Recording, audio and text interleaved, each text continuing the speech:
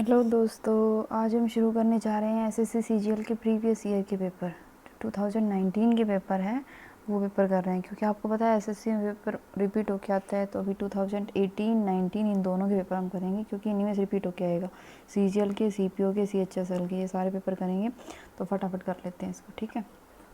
अब देखिए first question में क्या दिया हुआ है, हमें पैराजम्बल चाहिए, इनको सोल्व करना है। तो इसमें सबसे पहले आपको सब कुछ देखने की ज़रूरत नहीं है। देखो हाउ वेयर है, हाउ वेयर स्टार्टिंग में नहीं आ सकता। स्टार्टिंग में कोई भी क्या किसी का नाम आता है, ठीक है, प्रोनाउन भी नहीं आता स्टार्टिंग में।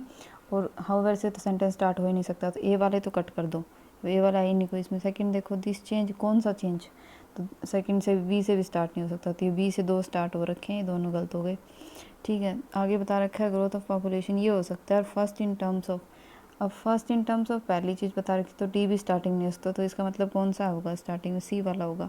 अब सी वाले भी दो है, अब सी वाले में दोनों में सी के बाद देखो एक बी दे रखा है, ए दे रखा है, बी आएगा ए आएगा।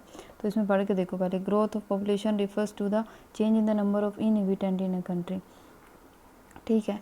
और ये इनहेबिटेंट के बारे में बता रखा है कि चेंज की ग्रोथ वो होती है जो नंबर ऑफ इनहेबिटेंट में चेंज होना, ठीक है।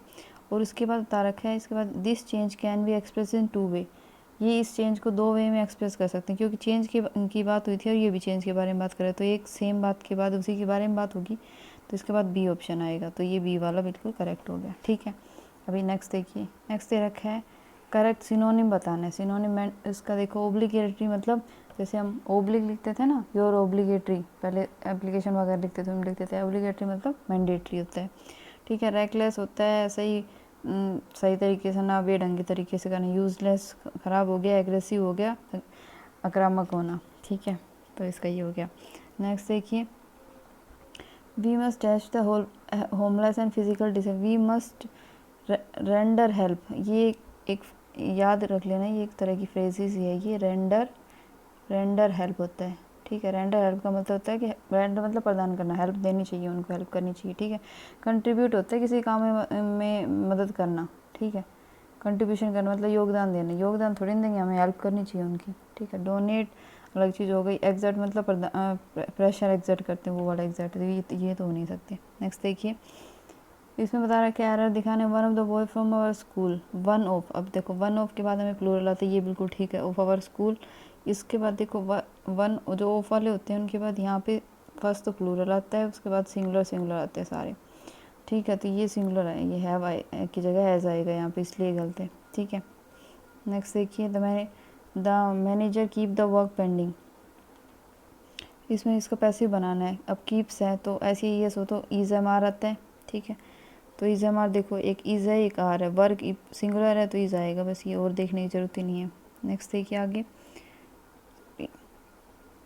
नेक्स्ट देखिए, the director will agree with the proposal. अब देखो एग्री विद द पर्सन और एग्री टू समथिंग होता है, किसी चीज़ के लिए एग्री टू होता है, पर्सन के लिए होता है एग्री विद मतलब साथ में, किसी चीज़ के साथ में थोड़ी ना होते हैं, पर्सन के साथ में होता है एग्री विद।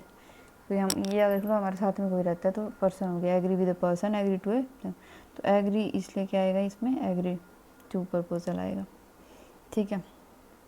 आगे देखिए, आगे एक क्लोज टेस्ट है, इसमें बता रखा है कि द कम्युनिकेशन प्ले ए, अब इसमें होता है इंपॉर्टेंट रोल, अब इंपॉर्टेंट तो है नहीं, बेटर रोल नहीं हो सकता, टोटल नहीं हो सकता, लाइफलेस रोल नहीं हो सकता, वाइटली मतलब इंपॉर्टेंट रोल प्ले करती है in the overall development of man के ओवरऑल डेवलपमेंट में। It can be learn by our dash effort, तो इसको कैसे कौन से एफर्ट से कर सकते हैं, इट कैन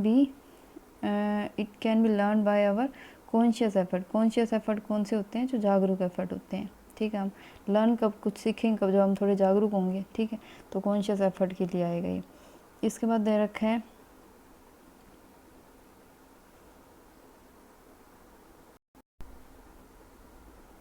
नेक्स्ट देखिए, तो जागरूक एफर्ट होना चाहिए। उसके बाद दे रखा है today success in our professional life depend on our dash to read write and speak well which result in effective communication. किसको क्या डिफेक्ट करता है, हमारी एबिलिटी पर डिपेंड करता है। हमारी सक्सेस है जो प्रोफेशनल लाइफ में, वो किस पे डिपेंड करती है, हमारी एबिलिटी की, हमारी योग्यता कितनी है, ठीक है। वैरायटी पे नहीं करती, एजाइलिटी मतलब कितने वो जीवांतम है, वो उस चीज़ पे डिपेंड नहीं करती, फैसिलिटी पे डिपेंड नहीं करती, ठीक है। आगे बता रखे हैं barrier dash communication hinder the communication process.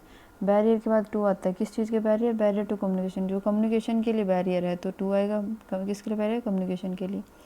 Next बता रखा है it is very important to rest barrier so that transmission of message smooth. इन बैरियर को ओवरकम करना मतलब इनको इनसे ऊपर आना, ठीक है, इसलिए ओवरकम आएगा। स्ट्रेंथन तो कर नहीं सकते, क्रिएट भी नहीं सकते, सक्सीड भी नहीं हो सकते इनमें, तो इनसे ओवरकम, इनसे ऊपर आना, ठीक है, ये आएगा। नेक्स्ट देखिए करेक्टली स्पेल्ड वर्ड बता रहा है कि एग्जॉस्ट की स्पेलिंग क्या होती है? EXHAUST होती है, एग्जॉस्ट। एग्जॉस्ट मतलब थका हुआ। एग्जिबिट होता है, एग्जिबिट तो ठीक है, एग्जिबिट मतलब जैसे एग्जीबिशन होता है मतलब प्रदर्शनी होना, एक्सेल करना। एक्सेल की स्पेलिंग होती है EXHALE, एक्सेल ये होती है। एक्सट्रैक्ट करना EXTRACT, ये एक्सट्रैक्ट होता है, किसी चीज़ से बाहर निकालना, ठीक है। उसके बाद French leave, to take a French leave, French leave का मतलब होता है विदाउट इंटीमेशन, बिना बताए छुट्टी लेना, ठीक है। उसके बाद स्कैंटिलेटिंग, स्कैंटिलेटिंग होता है किसी चीज़, चमकदार चीज़ को, ग्लिटरिंग चीज़, ठीक है। बोरिंग तो अलग होगी। स्टिंगिंग होगी, स्टिंग मतलब जैसे क्या होता है? स्टिंग होता है जैसे मधुमक्खी होगी, ततैया वगैरह हो गई, ये सब हमें डंक मार देते हैं, तो स्टिंगिंग होता है डंक मारना, वो तो मतलब चुभना किसी चीज़ का, ठीक है। उसके बाद फ्लैटरिंग करना मतलब चापलूसी करना किसी की। आगे देखिए something that can not be heard, जिसको सुन नहीं सकते। इनऑडिबल हो गया, ठीक है। इनफेलेबल होता है, क्या होता है इनफेलेबल? कि भाई जिसका निशाना कभी भी चूके ना। इनफेलेबल मतलब जो कभी ना गिरे, ठीक है, मतलब जिसका निशाना कभी भी नहीं चूकता, सीधा लगता है। जो कभी फेलेबल, ऐसे करके याद रख लो, फेलेबल मतलब फेल, जिसका निशाना कभी फेल नहीं होता, ठीक है, वो होता है इनफेलेबल, ठीक है। ऑडिबल तो पता ही है। इरिवोकेबल, जिसको वापस जो बोला हुआ वापस नहीं किया जा सकता, ठीक है, जो अपनी बात पर अड़ी गए एक जगह, वो होता है इरिवोकेबल। उसके बाद handle the glass table with the care because it is fragile, fragile होता है जो आसानी से टूट जाने वाली ऐसी चीज़, जो कांच मतलब नाजुक चीज़ें जो आसानी से टूट जाए। डक्टाइल मतलब जिसकी तारे बनाए जा सकते हैं। वोलाटाइल मतलब जो घुलने वाला हो गया। फ्रूगल हो गया किफ़ायती चीज़ें कोई, ठीक है। उसके बाद करेक्टली स्पेल्ड वर्ड है ह्यूमिलिएशन का क्या स्पेलिंग होती है? HUMILIATION, ह्यूमिलिएशन ये होती है। ह्यूमिलिएशन मतलब शर्मिंदगी। और होता है बुके, बुके की स्पेलिंग होती है BOUQUET, ये होती है बुके की स्पेलिंग। उसके बाद सार्कासम, सार्कासम बिल्कुल ठीक है, ये याद रखना, कभी डबल एस नहीं आता सार्कासम में। सार्कासम होता है CARCASM, सिंगल एस ही आता है, डबल एस कभी भी नहीं आता। सार्कासम होता है कि व्यंग करना किसी पर, ठीक है, टोंट कसना। रिटेलिएट का क्या स्पेलिंग होती है? RETAILATE, रिटेल, जैसे रिटेल की स्पेलिंग RETAIL होते है रिटेल, ATE रिटेलिएट, ठीक है, मतलब अपना बदला लेने की भावना रखने वाला। उसके बाद है नेक्स्ट है एक्सोडस। एक्सोडस क्या होता है? एक्सोडस होता है किसी चीज़ से बाहर निकलना। एक्स का मतलब बाहर होता है, डस मतलब ओडोस मतलब किसी गाँव से या किसी जगह से बाहर निकलना, ठीक है। और वैसे तो ओडोस का मतलब रोड होता है, मतलब रोड के थ्रू बाहर निकलना। और अराइवल का मतलब होता है किसी चीज़ के अंदर जाना, ठीक है।